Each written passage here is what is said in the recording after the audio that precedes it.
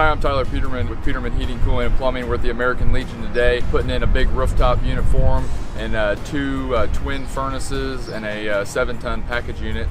Just kind of donating some of our time back to people that helped us out in the beginning. Hopefully we can keep them cool through these dog days of summer.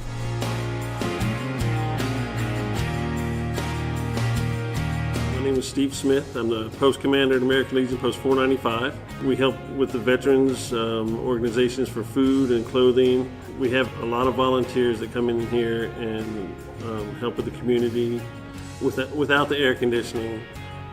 We noticed there was a huge drop-off of people who wanted to volunteer or help out in any way just because of the heat of the building. For the past 2 years, we had actually no air conditioning. It got up to like 90 degrees in here and it was unbearable so a lot of the veterans stopped coming in. Within 6 months, if we didn't have air conditioning, I could see us closing the doors. I heard about Peterman through one of our bartenders. His mom came in to see him and it was like 89 degrees in the bar area. So she in turn got a hold of Tara, who works for Peterman. And the following Monday, I met Jay up here just to do a walk around to see if it was something Peterman could handle to work on. And Jay did the walk around and he in turn got a hold of Chad. I sent him a quote and Chad, he didn't care for the quote. He thought he could get us better material, which he did, for a better price.